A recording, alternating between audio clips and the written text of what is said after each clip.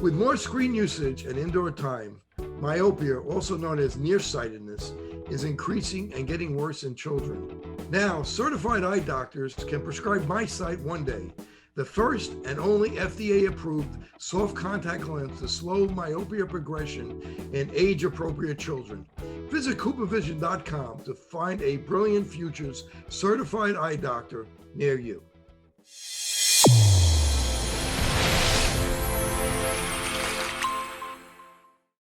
Your eyes and your vision are under attack. Damaging blue light from the sun, your phone, your computer, your tablet, even light bulbs and car headlights is constantly bombarding you. The good news is our eyes actually already have a line of defense to counter the effects of blue light. This defense is made up of 3 pigments called carotenoids. MacuHealth with MicroMycel, the only supplement with the exclusive patent on all 3 macular carotenoids and MicroMycel technology. Do your patients know what presbyopia is? There are people who are afraid of the press. Have you talked to your patients about multifocal contact lenses? I've heard the bifocal, but not multifocal. Exactly, not multifocal. Do you need help with your multifocal strategy? Learn more at the conclusion of this episode. Good morning, I'm Dr. Kerry Gelb, and welcome to Open Your Eyes Radio. Please listen as I discuss the newest information in the world of health, nutrition, and sports every Saturday morning, 9 a.m. Central Time on AM 1280 The Patriot. Also, please share your thoughts by emailing me at drkerrygelb@gmail.com. That's DrKerryGelb, and visit my new website at drkerrygelb.com. There's no denying that we live in a world surrounded by many sources of toxicity. It is estimated that we're exposed to over 700,000 different toxic chemicals daily. Our bodies are constantly bombarded with toxins from the air we breathe, the food we eat, the skin products we use. Over time, these accumulated toxins can burden our body, leading to fatigue and sluggishness. Environmental toxins have also been linked to cancer, heart disease, Alzheimer's, kidney disease, and even obesity.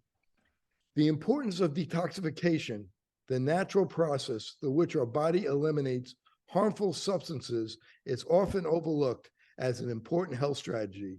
Today's guest, wellness enthusiast, Jeff Hoyt. Jeff's passion is to teach people how to improve their health through safe detoxification. Jeff is a world authority on the supplement zeolite. Zeolite selectively removes toxic elements from our body while sparing essential nutrients. Jeff, thank you for joining me today. Thank you very much for having me. Happy to be here. You know, it's great to have you, Jeff. And, you know, for the people listening on the radio, make sure you tune in to the podcast as well, because Jeff is a very handsome guy. You don't want to miss out on how handsome he is. So we're going to talk about detoxification today. And Jeff, why is detoxification, in your opinion, not part of or a big part of Western medicine? Well, I think that from what I've heard from a number of conventional Western doctors is that we don't need to detox because our bodies naturally do all the work for us. So they say we have a natural detoxification system, our kidneys, our livers, or skin, and everything that's coming into our body is just naturally leaving. Now, that's great in theory, but in reality, with the number of just the toxic exposure that we're faced with in the 21st century, our bodies just generally cannot keep up with the level of toxins. And that's where we need additional detox support so we can prevent that accumulation of these toxic elements over time, which lead to a number of issues.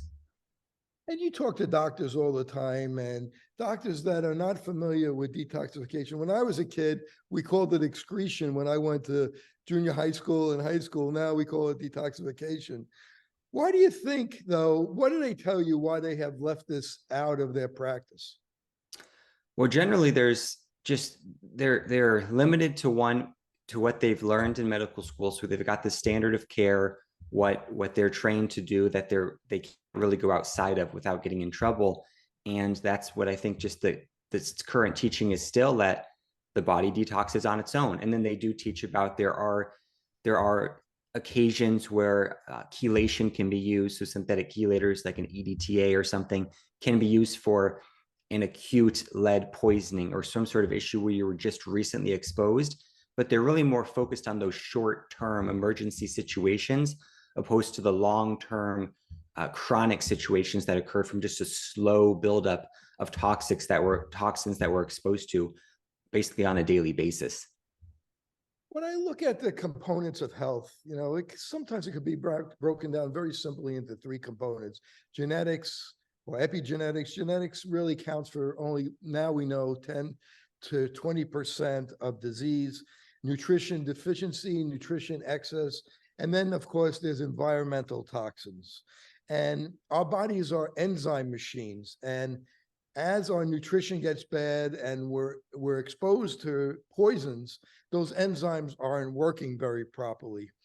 So if you could talk to us about why it's important to detoxify.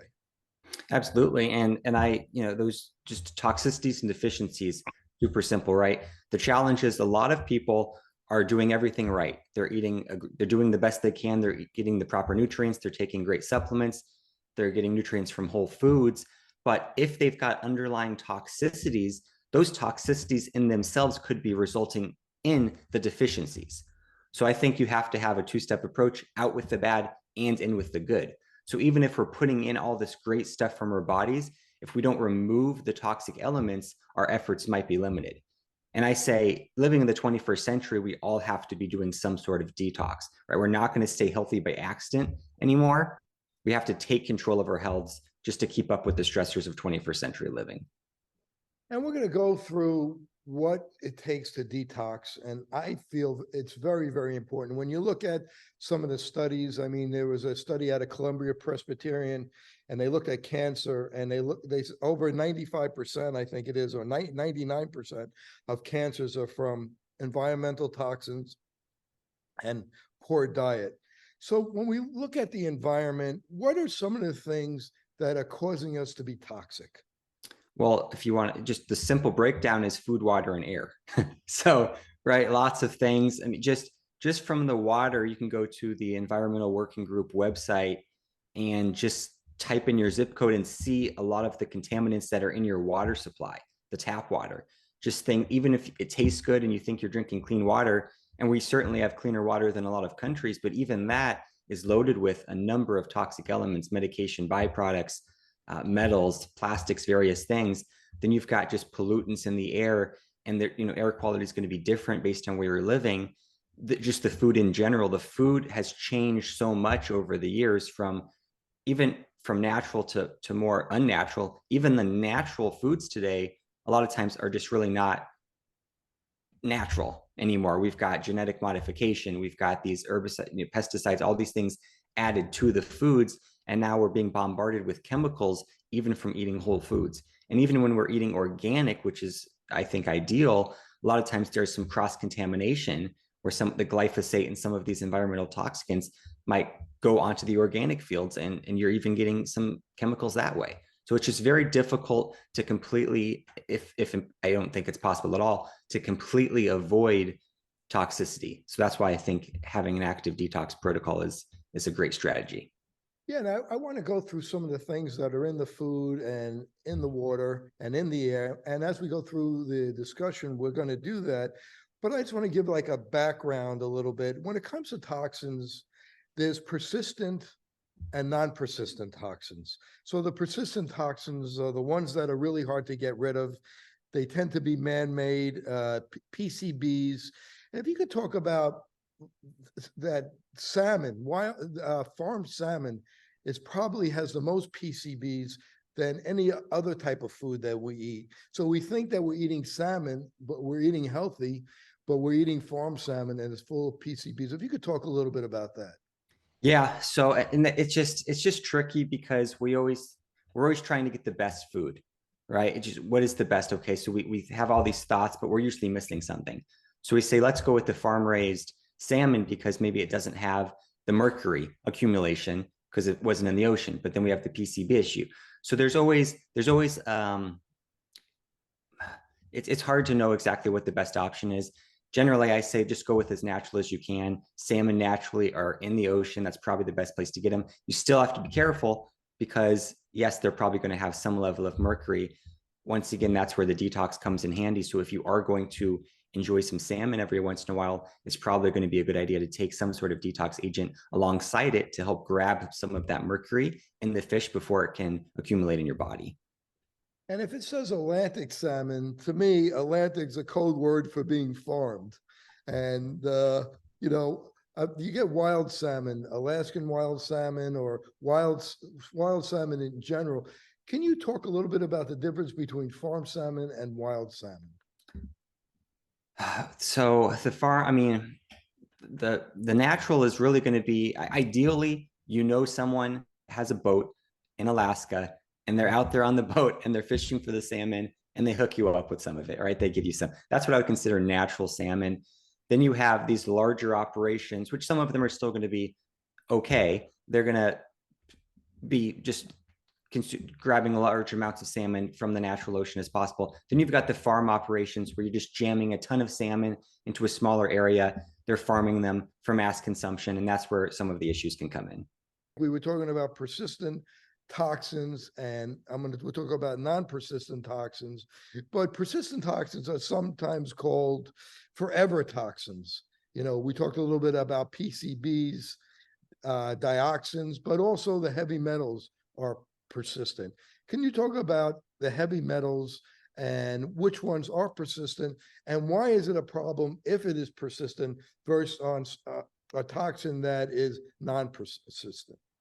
Sure. So, persistent, it's going to persist in the body, right? It's going to be a lot harder to get rid of. A lot of times these things are passed down from mother to child. So children can actually be born with a lot of these toxins just passed through the umbilical cord. So that's an issue. And that's one reason it's very important for parents to go on a detox regimen before trying to get pregnant. Now, mercury is definitely one of the more toxic elements that can accumulate in tissue and also be passed on. There's a number of sources of that, but that one seems to be pretty toxic. I believe once you accumulate a certain amount of one of these metals like mercury, then you start accumulating the other metals more quickly as well, because your body's natural detox processes start slowing down. And, we were talking a little bit about the PCBs before, and, they have been linked to rheumatoid arthritis, especially in females. There's been some studies in it, but it's been outlawed in 1976. Why are we still getting it in our food supply? Do you have an idea for that? Well, I'd say a lot of things are outlawed, but there's sometimes with the laws, there's still trace amounts of these things that are allowed to be put in manufacturing, even if they're there's a safe or a legal limit. That might be the law change. I'm not completely sure on this one, but then with the persistent things, a lot of times they're passed on, or they're just persisting in the environment because they're so hard to get rid of that it's not like they're just all destroyed. They're just kind of whatever was produced is still going to be around because they're persisting, or might still be exposed to some of those things. And then the persistent toxins, there's dioxin, which when from incineration could build up and has been linked to cancer, and that is considered a persistent toxin. And then we're going to talk about in the end, as we go into it, about things that we could do, how we could try to get these things out of the body. But let's talk about also with persistent is the PCBs, the non-stick pans that people use. What kind of pans do you think are best to cook in rather than these non-stick? Are these PCBs leaching into our food? Yes, I'd say they most likely are. Cookware is one of the surprising areas. Maybe it's not surprising, but it's one of the areas where it can be great risk for toxin accumulation for a number of reasons. There's a lot of aluminum cookware as well. Anytime you're heating something up, you're going to be more likely to be exposed to that toxic element. So if you're putting nonstick cookware in an oven or just on the stove, and you're heating this thing up to hundreds of degrees, they're going to be releasing a lot more toxins than when it's just at room temperature. So yes, the nonstick things are notorious for being pretty toxic. There's a number of better options, like the green pan, things like that are kind of alternatives to the nonstick, but they don't have all the toxic elements in them. And how about, people, this time of year, there's a lot of mosquitoes and people are spraying their skin with all this off and all this different type of bug spray. What's in that? And is that PCBs also, or is that something different? I'm trying to remember the name. Maybe you can help me out. Do you remember the name of that chemical in the it's on the tip of my tongue. It's a long name. Most of these chemicals have long names. They're hard to pronounce, but it's not good. If you can't pronounce it, usually it's not going to be that healthy for you. But yeah, anything that's going to be killing insects and is supposedly, safe, I'm doing air quotes for those on the radio, safe for humans, or it's generally going to have some level of toxicity. And they're usually considered safe because there might not be immediate negative effects experienced by the human, but over time, as these things accumulate, they can start, like you said, breaking down enzymes, messing things up in the body, and causing more issues as time goes on. They're going to kill the mosquitoes right away, but it's going to take a lot longer to hurt you. And then there's non-persistent toxins. So we have persistent that's going to last in our body a long time. A lot of these chemicals are hard to pronounce. The dioxins, the heavy metals like mercury and lead and tin are going to stay in our body for a long time. And we're going to talk about how to get it out. And then we talked about how some of these chemicals could be related to rheumatoid arthritis.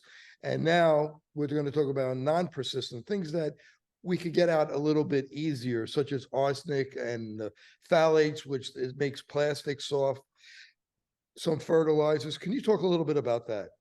Sure. And those are the easier ones because when it comes to detox, it's really up to what your body wants to do, and it processes different toxins differently. So it's going to process the persistent differently than in the non-persistent. So some of the metals that, in my opinion, are probably a little bit more toxic, those tend to be the persistent. Your body likes to just jam them into fat cells as safekeeping, because if they're in the fat cells, it's temporarily to some extent protecting you because they're not exposed to the immune system trying to be excreted. When your body's trying to naturally detox these things, sometimes it becomes too much of a stressful experience. The immune system starts attacking. When the immune system attacks, it equals inflammation. Inflammation equals a lot of symptoms. So I think that's one reason the body stores a lot of these persistents. But some of the less toxic ones are the ones that the body can more easily process. When they come in, the body really just tries to get rid of them as quickly as possible so it doesn't have that bioaccumulation over time. And I think it's interesting because probably about 50% of the toxins are persistent, 15% are non-persistent. And I think if we start with just getting rid of the non-persistent, we're going to feel a lot better. Or we start avoiding it, we start getting rid of it, and we're going to speak about that in a little bit. And then we have toxins that are produced by the body and external toxins. And, I remember Sid Baker said, who was a famous physician in this area, said that 25% of all the energy used by the body is used for detoxification. And if you have a comment on that. Absolutely. I like to call it, I refer to it as detox energy. And I think when the body is when your body has a certain amount of energy it has, right? So if 25% is normally designated towards detox, but if you're under an extremely stressful situation, whether it's a mental stress, maybe it's a physiological stress, you're battling some sort of infection, something else, your body has to use some of that 25% generally designated towards detox, and it has to put it towards something else. So when you're under those situations, your body actually has to start accumulating some of those toxic elements, because whatever it can't get out right away, the body has to do something with. It can't just have everything floating around where it's exposed to the systems of the body for attack. So it jams it into fat. So I think that's one of the issues. One of the keys to an effective detox protocol is to reduce as many of the stressors on your body as you can. And when I say stress, I mean anything that makes your body work harder than normal to stay in balance. That could be any number of things. So when we talk about the endogenous or toxins that the body produces, hormones is one of them. Yeah. So we have hormones. The hormones do their job in the body, and they break down, like estrogen. Estrogen in females is circulating throughout the body, doing its job, gets broken down. But if the body's not working properly, it gets broken down to a carcinogenic type product, rather than when the body's working properly, the estrogen is broken down into a non-carcinogenic byproduct. So if you could talk a little bit about that and how environmental poisons affect the enzymes, which causes the breakdown of these hormones inside the body. Sure. So the total toxicity we're exposed to on a daily basis is what I refer to as your daily dose of toxicity. We all have a certain amount. You've got daily dose from external toxicity, food, water, air, et cetera. And you've got the toxins that are internally produced. So that's going to be some metabolic waste products like ammonia, urea, some of the hormone breakdown products. That's going to be also microbial waste products. So if you've got microbial imbalance, those microbes are also producing waste products that are toxic as well. So when we have this daily load of toxicity that our body is struggling with just from, and they're almost regenerative toxins, basically. So it's not that we're necessarily exposed externally. That's definitely the case, but then the internally produced toxins might make up the majority of toxicity. If you have all this going on, your body's not having a great, not able to handle it properly, everything in the body is going to get messed up, right? So the natural processes, the enzymes, everything's going to start getting disrupted. And that's where things that generally could be excreted or transferred or converted properly in the body are going to basically backfire. And we're going to start having some issues with those things. And let's talk about the gut. How is the gut related to detoxification? Right. So the gut, I mean, I think Hippocrates said, right, all disease starts in the gut, all health starts in the gut. So it's a big trend right now, leaky gut and just healing the gut. But if our gut is not in great shape and it's permeable, it's a little bit, as they call it, leaky, a lot of these toxic elements that would normally stay in the gut and then be excreted end up sneaking past the gut, making their way to the bloodstream, where they're even more dangerous because that's where the immune system is really going to go in and start attacking them even more. And that causes that inflammatory result, resulting in a bunch of symptoms. So healing the gut is definitely key to effective detox. We're talking with Jeff Hoyt from the CEO of Zeolite Labs. When we return, we're going to talk about are toxins the primary cause of chronic disease? You know, a lot of physicians feel that is the case. This is Dr. Kerry Gelb for Open Your Eyes Radio on AM 1280, The Patriot, and watch our podcast released every Monday morning on YouTube. Again, this is Dr. Kerry Gelb. We'll be right back.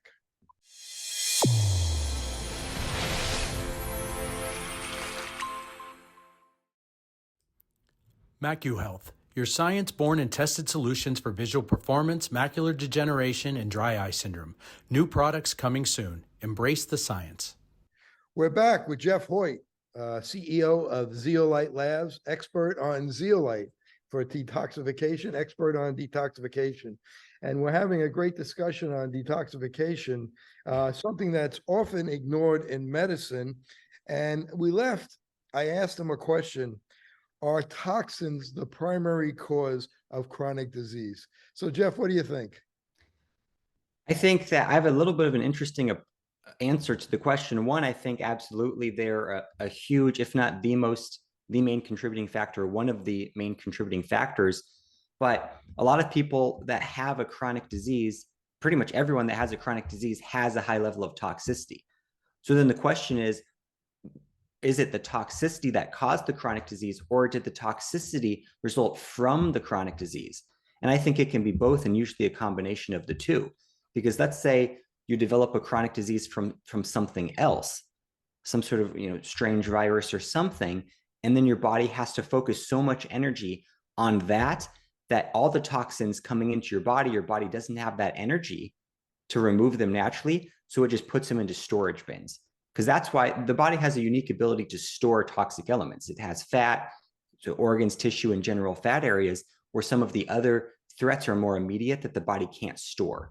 So I think if someone becomes sick from whatever purpose, then toxicity ends up occurring in that person and then becoming a contributing factor to the condition pretty much all the time.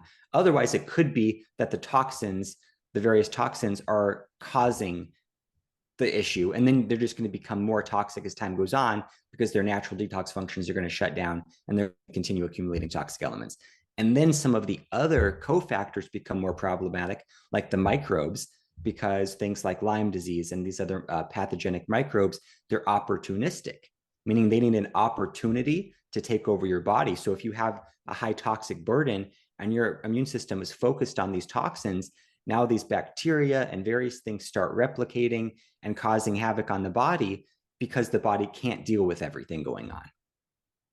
And, most of us have a lot of toxins in our body because of what we're exposed to, and we're not really aware of it. We're not really aware to stay away from toxins, and that most of us are not doing anything to detoxify on a regular basis.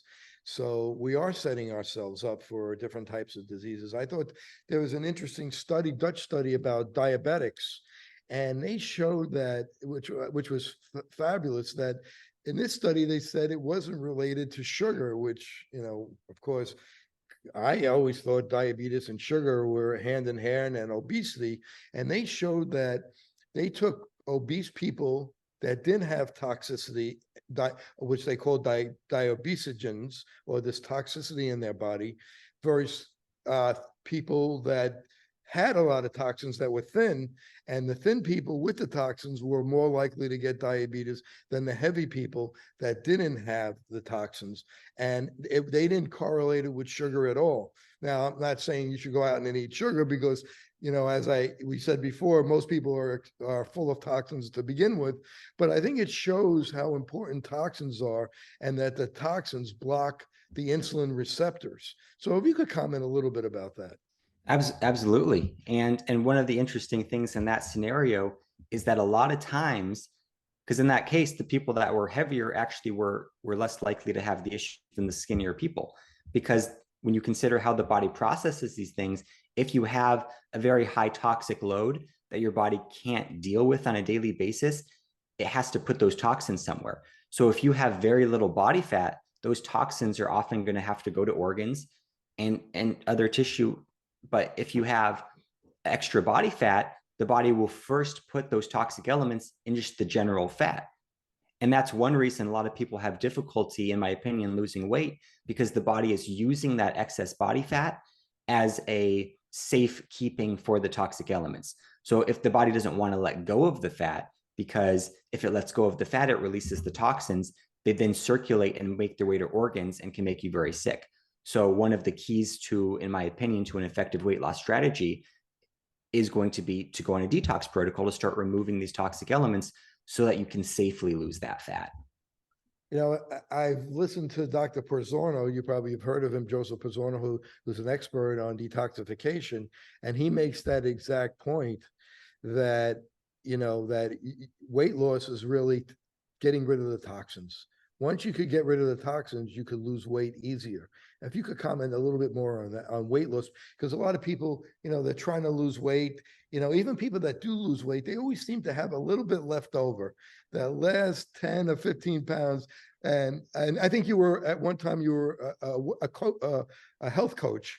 And so you probably dealt with this. They have that last 10 to 15 pounds that they just can't get rid of. They lost 100, but that last persistent 10 to 15 pounds. If you could talk a little bit about that. Yeah. And the first thing I'd like to mention, because a lot of times when I say detox, people assume it's just you're on the toilet constantly and it's some sort of laxative effect. That's not what I'm talking about at all. So that's not the result of the weight loss. It's not water loss. It's actually getting the body to remove these deeply stored metals and toxins that are resulting in an accumulation of body fat, because the body is using that fat as a protective mechanism. So let's say you go on this protocol, you're doing incredible, you're doing the diet, you're doing the exercise, and like you said, you lose 100 pounds. But there's that last 15 pounds that you really don't need, you don't think you need, but you can't get rid of it. It might be that 15 pounds that the body says, I'm not going to let you lose no matter what you do, because I need this 15 pounds of body fat to house the toxins. So then if you were to remove those toxins from the fat, your body says, you know what, I don't need this fat anymore, because its purpose is not needed anymore, because we've removed the toxic elements. And when you do remove the toxins, and we're going to go into detail on how to do that, a lot of times people get sick. They have like what we call Herxheimer's reaction. If you could talk a little bit about that. Absolutely. So in my opinion on this one's going to be a little bit different than a lot of people as well, where generally people, so just in general, the detox reaction occurs as you start stirring things up during detox.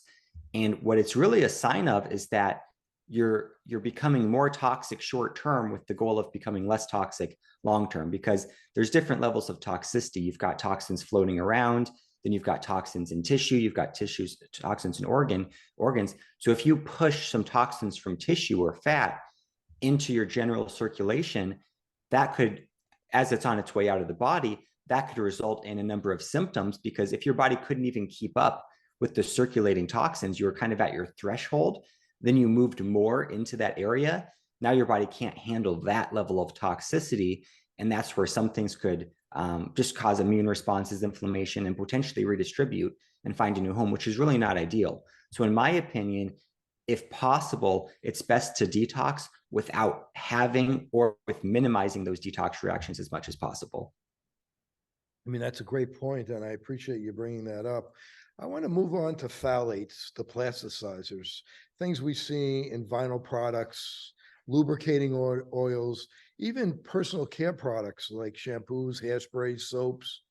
And, they did a study, and to go back to diabetes for a second, in Australia, and they have half the incidence of diabetes in Australia is half the US, and they have half the amount of phthalates that they're exposed to than the US. So they made some kind of correlation. So, but let's talk about phthalates, and as far as blocking testosterone and as an endocrine disruptor. If you could talk about phthalates, plasticizers, why they're in different products, and what could we do to kind of prevent that? Yeah, so I think there's a lot of plastics out there. Just with the manufacturing, we've got so much great stuff these days. Just the technology has advanced, the manufacturing's everything, but they're not always concerned with the general health as they're manufacturing these products. They're looking for what's a cost effective and what's effective for a product. So when you have these phthalates and various things, we usually find out years later that, oh, maybe we shouldn't have been putting those things in the products. Maybe they shouldn't have been in the manufacturing process. But after that, they're already out there. They're in our bodies. They're causing issues. Things like phthalates and plastics a lot of times will mimic estrogen, like xenoestrogens in the body, which are going to then negatively impact the rest of your hormones. So as you mentioned, in men, it can lower testosterone levels. So that might be one of the contributing factors, because men's testosterone levels are very low now compared to what they used to be.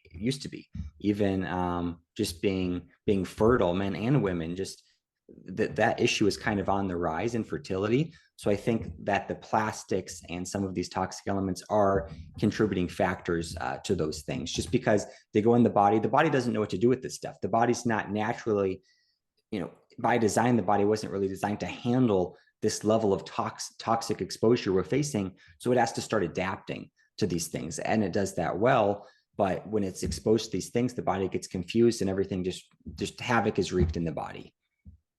I did a really good podcast with Abraham Morgenthaler on testosterone. So for those that are listening to this, go back, listen to that podcast. I think you'll really enjoy it. I mean, he's a world expert on testosterone. But this is a problem. Men's testosterone is much lower now than it was, say, 50, 70 years ago. And it's most likely because we're exposed to all these environmental toxins. Yeah, absolutely. So yeah, the more we can reduce our exposure, the better. But yeah, there's no denying that. Just the advertisements I get for testosterone replacement therapy and all these things are just booming. I never, saw any of that stuff. Maybe it's because I'm older now, but I never saw any of that stuff in the past. But these clinics are popping up everywhere for testosterone replacement, and people are just feeling amazing sometimes when they do this stuff, because not naturally, but unnaturally, from the toxic exposure, men's natural levels of testosterone seem to just be going down year by year. I find it so interesting to learn about these toxins, and it's something we did not learn about anything when I was in school, nothing about it. So everything I learned about it is self-learned. And doing detoxification, in my house, I have an infrared sauna, and I did detoxification every other day. What's your opinion of an infrared sauna and sweating to help with detoxification? Oh, I love saunas of all shapes, sizes, and types. Personally, I think you've got normal saunas, which heat you from the outside in, and then you've got infrared saunas, which generally heat you from the inside out. So benefits to both. But just sweat therapy in general is going to be very helpful for detox, because if you're not, that's one of the ways. Skin is what is your largest detox organ, right? So if you're not removing these toxins from the skin, that's one of the ways to get them out. So a lot of people that have a high toxic burden actually don't sweat easy. That's one of the things they say. And then as they start going on these protocols, they start sweating and they say, oh, I'm sweating all of a sudden. It's like, that's because naturally you're pushing stuff out. But saunas in general, I love them, whether it's a normal sauna just for heat to sweat, or if it's an infrared sauna, which is going to be more for blood purification and starting to get the body to push some of these metals out from the inside. We talked before a little bit about water, and how about water filters? Do you have an opinion on water filters to clean water? Is it better to have a carbon filter? Is it better to have a reverse osmosis filter? Is it better to have both? This is such a highly debated area, and definitely something should be done for the water. So let's just establish that right now. So when you're on the fence, do something, because something's going to be better than nothing. The tap water is generally going to be a disaster no matter where you're at for the most part. I'm personally on well water, purified, it's cleaned, but I also do filter it through a carbon filtration system. Now, having said that, I've also used reverse osmosis quite a bit as well. It's debatable. When I do reverse osmosis, generally what I'll do is I'll remineralize it, because it just removes all of the good stuff and all of the bad stuff. So I'll do some sort of remineralization process. So, there's even some people that will drink just distilled water, but that's really just, that could potentially be stripping essential minerals as you drink it, because as your body's trying to, process this water, if it doesn't have the minerals it needs, it's going to take them from your cells. So I think that's the one thing to be aware of. And that is kind of a debatable topic, but I would say the more pure the water, the better, but you also want to make sure there's some minerals left in it so your body can properly use the water. And how do you mineralize it? You just go to a place like Whole Foods and buy like a mineral supplement powder and just put it in? You use any type of salt, Himalayan salt? What do you use to mineralize? Sure, there's a number of options. There's products you can add. There's like fulvic acid products. One thing is salt. Some people just take Redmond salt or some sort of salt, put a little bit in their water. If you get a salt rock, it's just a large salt rock, you can put it in a mason jar of water. That will saturate to 26% salt. That's the maximum saturation, and that's what they call brine. You then take a half of a teaspoon of that brine, mix it with a gallon of your purified water, and that's a good balance for natural mineralization. So make some brine with the natural sea salt, take a half teaspoon, mix it with a gallon of water, and there you go. That's one option. That's really good advice. And you could get reverse osmosis filter. You could call your typically your water company, or a company that sells water softeners, could come to your house and install a reverse osmosis filter. They could do a carbon filter for all the water coming into your house. So when you're taking a shower, that water, maybe it's taken out the chlorine. I don't think it takes out the fluoride, but it takes out, for carbon, it takes out chlorine. And it doesn't take out all the arsenic, maybe some of the arsenic. And we're going to talk about that a little bit. And then we're going to get into very heavy on detoxification, what to do about it as we come up. But let's talk about lead for a minute. When people get older, their bones start to break down a little bit, and lead and mercury starts coming out of the bones. And there's been studies to show that when this starts happening, this could be a cause of cardiovascular disease, having lead circulating throughout the body. You could talk about lead a little bit. Absolutely. Lead is one of the more known toxic metals, just because they've done studies on lead for, IQ in children and the issues. But then definitely different metals have a different attraction to different areas of your body. So lead, for example, is one of the metals that likes to accumulate itself in the bone. Now, for one, that can cause a lot of problems for bone health, because lead competes for space in your bone cells with calcium. So a lot of times you displace the calcium, the lead goes in, and that results in bone loss like osteopenia or osteoporosis. And then a lot of people have a difficult time reversing those things. They're taking calcium supplements, they're taking whatever else they're doing. It's not helping because they have to get rid of the lead first. Now, if the body starts naturally releasing the lead through enzyme breakdown or whatever may be occurring, that's where the lead is going to be then released into circulation, and it has to go somewhere. So if the body can get it out through the natural processes, then great, it's gone. But otherwise, whatever can't leave, that lead's going to find a new home. And that might be in the brain, that might be in some other organ where it could be causing even more problems than it was in the bone to begin with. So lead is definitely very toxic. It's also synergistic. That's one thing to consider with toxicity. You want to look at the actual toxic element, the level of that toxic element. You want to look at your immune system's reactivity to it. So some people, you and I could have the same amount of lead, but if my immune system's overactive, I'm going to be responding more negatively to that lead than you are. Then you want to look at the synergy. So when you combine lead with mercury and aluminum and some of these other toxic metals, they become even more dangerous together than they are alone. And let's talk about mercury. I mean, we talked a little bit about it from dental amalgams or from the fish. Where do we get the mercury? How do we get that accumulated in our body? And why is it such a problem for us? I think it's definitely a problem. I would say it's the most toxic metal, the most common metal to cause a lot of serious health conditions of what it can do to the body. I would say by far the number one exposure and result in accumulation of mercury is going to be from the amalgam fillings, because generally those amalgam fillings that have been put in people's mouths over the last 150 years or so are made of about 50% silver. They call them silver amalgams, but they're 50% mercury as well, right? And that proximity of the mercury or your amalgams to your brain is what's most concerning, because the mercury generally vaporizes and it stores itself in fat, and the nearest fat to your teeth is going to be your brain. And there is some interesting research by Boyd Haley, who goes over the connection between, and others, who goes over the connection between mercury and Alzheimer's and some other issues.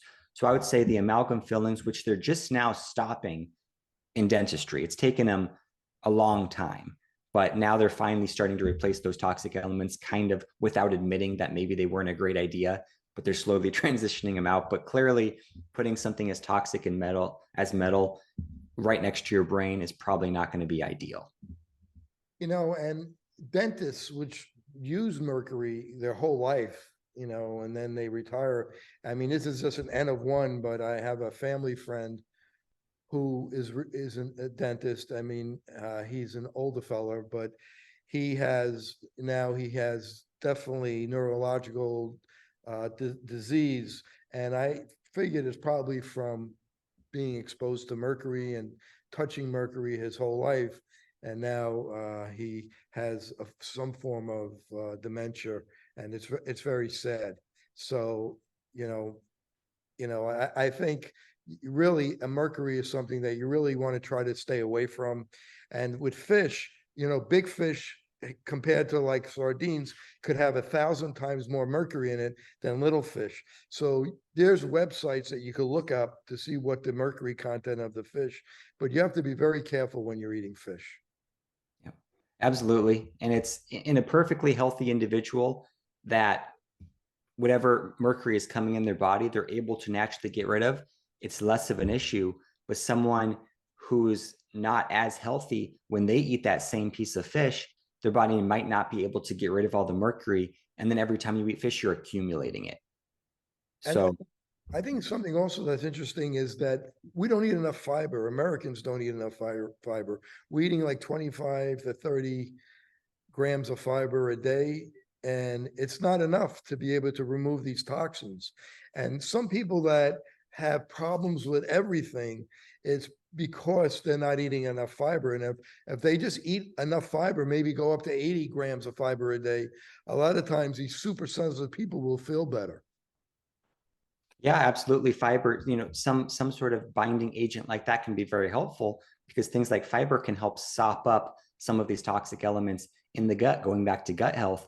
And just that alone could be one of your top keys to starting on a detox protocol.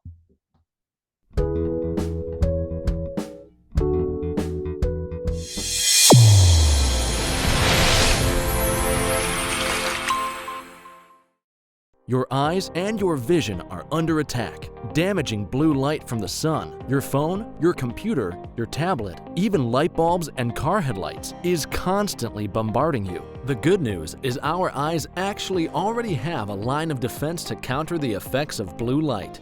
This defense is made up of 3 pigments called carotenoids.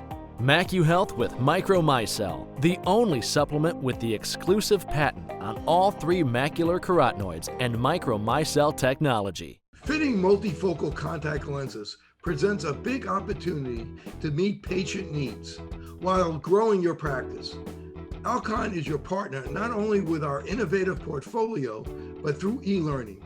Learn to enhance your multifocal strategy today with the Alcon Experience Academy. OIE Broadcasting is the emerging leader in social media. We use scientific entertainment to drive more patients into your office. Visit oiebroadcasting.com and sign up today.